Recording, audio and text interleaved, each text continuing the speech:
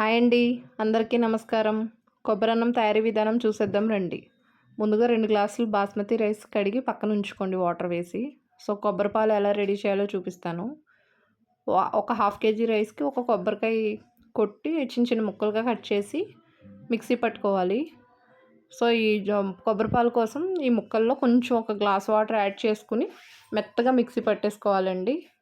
ఒకవేళ పాలు సరిపోతే ఇంకొక గ్లాస్ వాటర్ వేసి మళ్ళీ ఇంకొంచెం మెత్తగా పేస్ట్ చేసుకుంటే మనకు పాలు వచ్చేస్తాయి. ఈ కొబ్బరన్నంలోకి వాటర్ యూస్ చేయమండి. కొబ్బరిలో వేసిన వాటరే మెత్తగా పాలు కింద జ్యూస్ కింద తీసేసుకోవడమే. మిక్సీ పట్టేసుకుందాం వచ్చేయండి. ఈ మిక్సీ పట్టిన కొబ్బరి పాలు ఒక స్టీల్ బౌల్ తీసుకుని అందులో ఒక పల్చని కాటన్ క్లాత్ వేసి ఈ పేస్ట్ని అందులో వేసి మూట కింద కట్టి పిండేసుకోవాలండి. దాంట్లో ఉన్న పాలంతా బయటకు వచ్చేస్తాయి. ఇంకొంచెం పాలు సరిపోవు అని అనుమానం ఉంటే కొద్దిగా వాటర్ యాడ్ చేసుకుని మిక్సీ చేసుకోండి, సరిపోతుంది. ఇది కొబ్బరి పాలు తయారు చేసుకునే విధానం.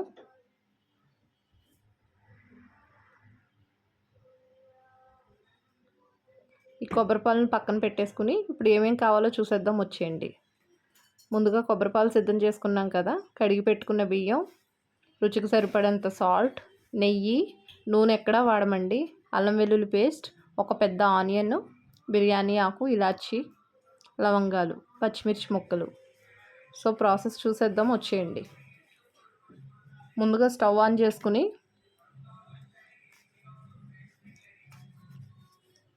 కడాయి పెట్టి 2 టేబుల్ స్పూన్ల నెయ్యి యాడ్ చేసుకోండి. నెయ్యి కొద్దిగా వేడెక్కిన తర్వాత ఇందులోకి 2 బిర్యానీ ఆకు, మరాఠీ మొగ్గలు, 4 ఇలాచి, లవంగాలు, చిన్న దాల్చిన చెక్క ముక్క వేసుకుని వేయించుకోండి. అవి కొద్దిగా వేగిన తర్వాత కొద్దిగా షాజీరా యాడ్ చేసుకోండి. అవి వేగాక పచ్చిమిర్చి పొడుగ్గా కోసుకున్న చీలికలు ఉంటాయి కదా, ఒక 4 సరిపోతాయండి, ఎక్కువ కారం అయితే బాగోదు.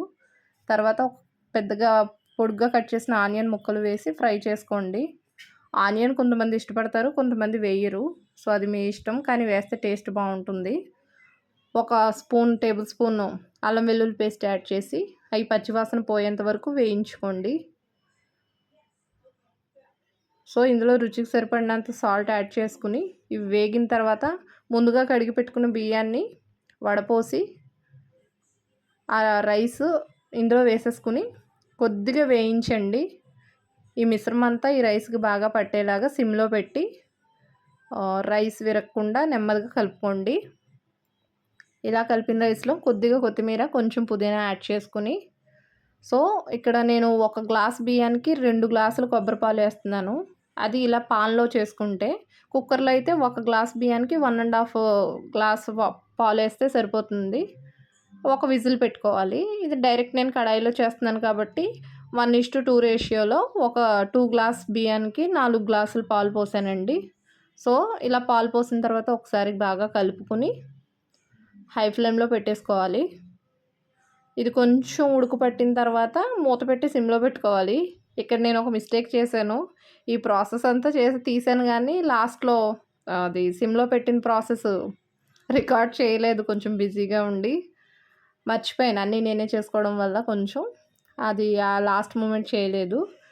ఇలా కొంచెం ఉడుకు పట్టిన తర్వాత సిమ్లో పెట్టేయండి, మూత పెట్టి. ఒక 5 మినిట్స్కి దమ్ అయిపోతుంది. హై ఫ్లేమ్లో ఉంచకూడదు, సిమ్లో ఉండాలి. అంతే. సర్వింగ్ బౌల్లో సర్వ్ చేసుకుని చికెన్తో తింటే అబ్బా సూపర్ ఉంటుంది.